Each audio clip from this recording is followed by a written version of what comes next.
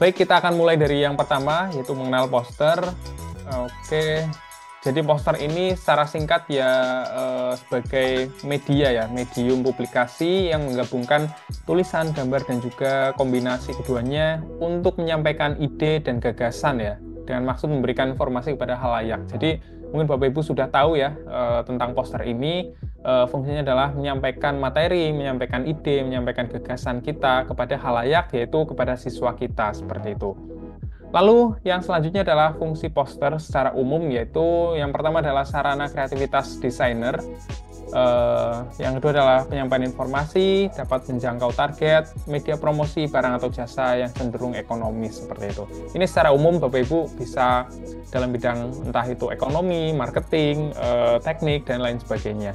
Namun ketika kita membahas dalam konteks pendidikan, poster ini memiliki banyak fungsi juga yang sudah saya rangkum ya menjadi beberapa poin. Yang pertama adalah fungsi poster dalam bidang pendidikan, yaitu media informasi. Jadi poster ini dapat kita gunakan untuk menyampaikan informasi penting seperti jadwal kegiatan ya. Mungkin Bapak Ibu sudah membuat jadwal lomba seperti itu, jadwal ujian, ataupun Bapak Ibu juga bisa berikan poster ini sebagai media pembelajaran yang dapat mengisi ataupun berisi informasi-informasi tentang materi pembelajaran yang sudah Bapak Ibu siapkan, seperti itu. Lalu yang kedua adalah alat edukasi. Poster dapat digunakan sebagai media pembelajaran ya seperti yang tadi saya jelaskan, untuk memperkenalkan konsep ataupun tabel periodik, itu di mata pelajaran kimia ya, peta dunia ataupun infografis tentang topik tertentu yang mungkin Bapak Ibu akan jelaskan pada siswa, namun dengan menggunakan media poster seperti itu. Baik, selanjutnya adalah motivasi. Jadi poster seringkali berisikan kata-kata ya. Mungkin Bapak Ibu punya poster di kelas seperti itu yang berisikan kata-kata, entah itu quotes ataupun gambar ya, yang menginspirasi siswa untuk lebih giat untuk belajar, menjaga disiplin, dan juga mencapai tujuan akademik, seperti itu. Mungkin Bapak Ibu pernah menempelkan poster untuk dilarang apa di kelas, dilarang makan, dilarang minum, seperti itu mungkin ya.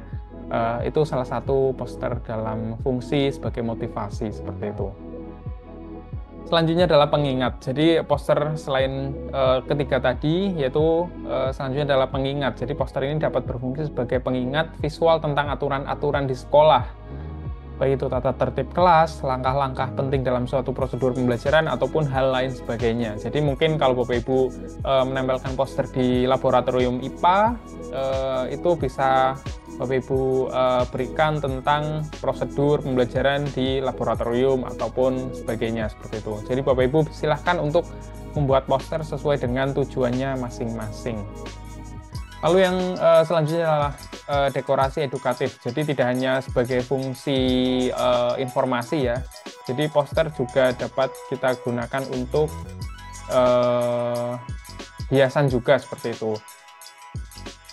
Hiasan itu tidak hanya kita lihat sebagai hal yang indah saja, tapi kita bisa menyisipkan entah itu nilai-nilai, entah itu mata pelajaran, dan lain sebagainya terhadap materi yang berkaitan dengan apa yang Bapak Ibu inginkan, seperti itu ya. Oke, kita lanjut ya. Untuk tujuan poster, kembali ke poin sebelumnya. Jadi tujuan poster ini bervariasi sesuai dengan keinginan Bapak Ibu semua. Oke, kita lanjut, yaitu salah satunya ya, untuk fungsi poster ataupun tujuan poster yaitu sebagai komersil ya. Mungkin Bapak Ibu sering melihat media-media promosi di handphone ataupun di papan-papan di jalan seperti itu salah satu fungsi dari ataupun tujuan dari poster. Informasi publik, tujuan kemanusiaan, dan lain sebagainya, seperti itu. Jadi memang beragam sekali Bapak Ibu untuk tujuan poster, karena media digital sekarang sudah berkembang secara luas ya. Jadi banyak sekali poster-poster yang memang sesuai dengan tujuan ataupun keinginan masing-masing si pembuat, seperti itu. Baik, yang kedua adalah kita akan mengenal mengenai visual design pada poster, seperti itu. Jadi memang ujung tombak dari sebuah poster adalah visualnya, Bapak Ibu. Jadi visual poster, Bapak Ibu harus sedikit tahu ya. Jadi ketika nanti membuat poster tidak asal-asalan dan juga mungkin warnanya cocok ataupun pas seperti itu. Ya, baik Bapak Ibu. Jadi kalau kita dalam membuat poster itu tidak jauh-jauh dari keempat hal ini. Kalau berdasarkan dari pengalaman saya Bapak Ibu.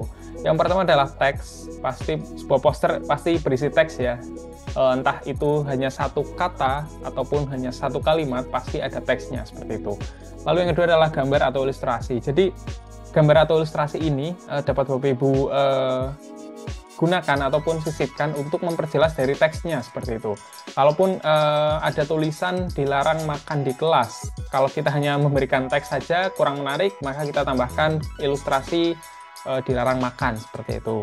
Oke, selanjutnya adalah warna. Mungkin warna kembali ke Bapak Ibu semua ya. Namun kalau memang posternya berbau peringatan, mungkin bisa berikan warna kuning, merah, ataupun hijau seperti itu. Mungkin kalau posternya terkait materi pembelajaran, silahkan disesuaikan dengan nuansa dari tema-tema pembelajaran yang Bapak Ibu inginkan seperti itu.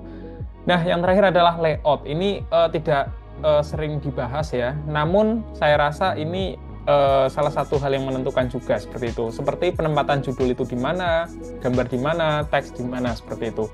Itu salah satu bentuk dari layout seperti itu. Baik, di sini untuk tulisan teksnya sedikit ini ya, terenter seperti itu.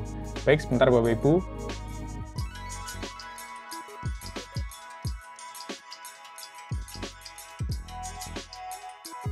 Ya, kita lanjut Bapak Ibu. Ya, seperti yang sudah saya jelaskan sebelumnya, teks pada poster itu bisa kita sisipkan ya, untuk memperjelas apa yang akan kita sampaikan seperti itu. Nah, untuk teks pada poster ini pertama harus singkat ya, singkat dan juga jelas sehingga langsung to the point kepada apa yang ingin kita berikan seperti itu. Jadi untuk poster itu kita bisa, kalau kita ingin memberikan sebuah paragraf ya, itu sedikit saja seperti itu, jangan terlalu banyak, sehingga apa yang poin yang ingin kita berikan itu langsung to the point kepada si pembacanya seperti itu. Lalu yang kedua yaitu adalah gambar atau ilustrasi. Jadi gambar atau ilustrasi pada poster berfungsi untuk mendukung pesan teks ya. Jadi untuk memperkuat visualisasi juga dan juga menarik perhatian. Nah, poin yang ketiga ini menarik perhatian audiens. Jadi gambar ini bisa kita fungsikan sebagai ornamen ataupun dekorasi juga. Jadi tidak terkesan membosankan tentang poster yang kita buat seperti itu. Baik, kita lanjut, yaitu warna. Warna pada poster digunakan untuk menarik perhatian, menciptakan kontras, dan juga membedakan elemen penting, serta menciptakan suasana atau tema tertentu. Jadi mungkin kalau dalam poster kemerdekaan nanti kita akan gunakan warna merah, kita juga bisa ciptakan kontras dengan warna putih juga seperti itu. Nanti kita akan pelajari semuanya, Bapak Ibu. Selanjutnya adalah layout. Jadi layout ini adalah ketika kita terapkan pada poster, layout ini fungsinya adalah untuk menempatkan ya elemen seperti teks, gambar, dan juga warna agar tersusun rapi dan juga terorganisasi sehingga lebih mudah dibaca seperti itu. Jadi kalau Bapak Ibu lihat slide di depan ini, di sini adalah sebuah layout. Jadi layout saya buat untuk gambar ada di sebelah kanan dan juga untuk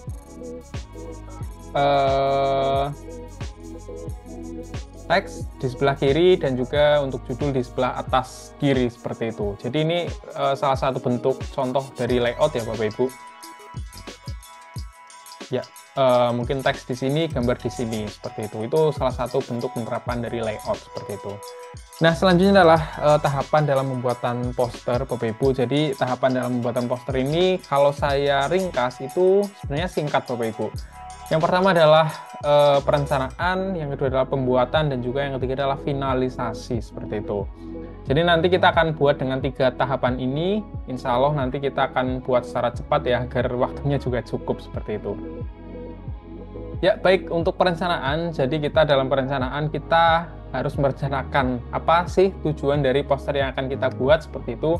Dan juga kita perlu merencanakan teks apa yang kita akan masukkan dan juga materi yang akan kita berikan seperti itu. Serta referensi-referensi lain untuk mendukung poster yang kita buat. Jadi untuk perencanaan nanti Bapak Ibu bisa tuliskan di entah di Microsoft Word ataupun di kertas ataupun di manapun. Yang penting dapat Bapak Ibu tulis seperti itu. Lalu yang selanjutnya adalah pembuatan ya. Jadi setelah kita pembuatan rencana tadi, selanjutnya adalah kita eksekusi.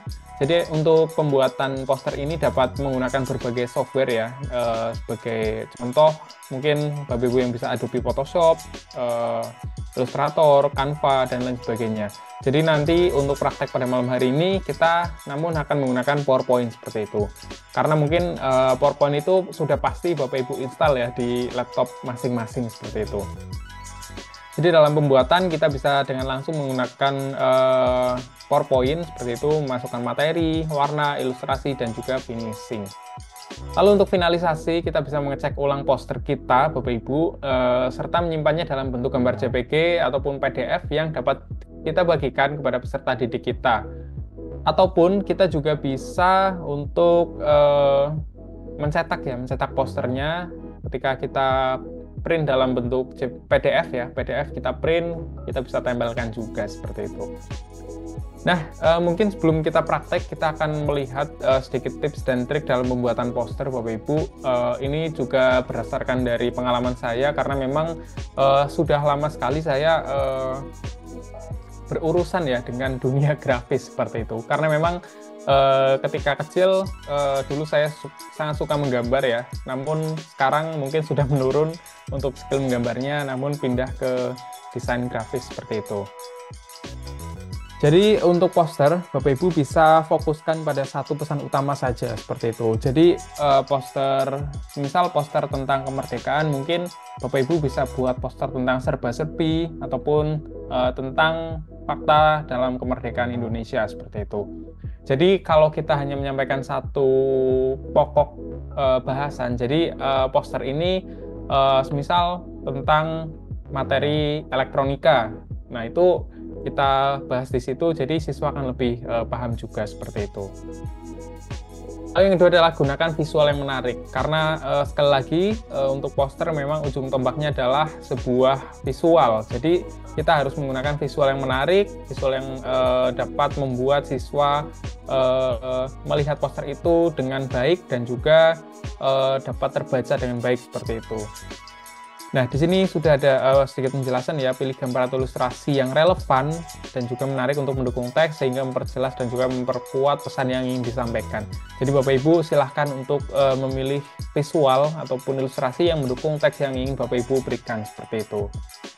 Lalu selanjutnya adalah perhatikan keseimbangan warna. Jadi untuk warna mungkin ini sedikit tricky ya Bapak Ibu. Jadi kalau Bapak Ibu sudah sering terasah dengan warna-warna pasti akan tahu ya, kalau memang poster itu gampang terlihat ataupun tidak terlihat teksnya seperti itu akan peka dengan sendirinya seperti itu. Lalu yang selanjutnya adalah pilih font yang mudah dibaca. Jadi Bapak Ibu tidak usah memilih font yang aneh-aneh, font yang lekak-lekuk terlalu dekoratif seperti itu, karena itu biasanya akan sulit dibaca. Jadi kita bisa pilih font yang simpel-simpel saja, yang memang dapat kita baca juga seperti itu, sebagai kita sebagai pembuat bisa membaca, apalagi siswa yang melihatnya seperti itu. Jadi kita bisa kembali ke diri kita melihat poster yang kita buat apakah menarik, apakah bisa dibaca, apakah visualnya sudah oke atau belum. Jadi kita bisa menilai dari pandangan kita terhadap poster yang kita buat seperti itu. Nah, mungkin yang terakhir adalah atur layout secara sistematis Bapak Ibu ataupun secara simetris ya. Jadi pastikan tata letak poster yang kita buat itu lebih terorganisasi dengan baik, antara teks dan juga gambar itu seimbang, dan juga ruang kosong yang dapat kita gunakan agar lebih rapi dan juga mudah dipahami. Nah, mungkin ketika Bapak Ibu lihat di depan, di sini terdapat gambar dan juga teks yang simetris ya di kanan dan kiri. Nah, mungkin bagian yang tidak terlihat adalah saya menggunakan banyak ruang kosong, sehingga ketika Bapak Ibu melihat presentasi saya di depan itu akan langsung terfokus kepada judulnya dan juga paragrafnya seperti itu.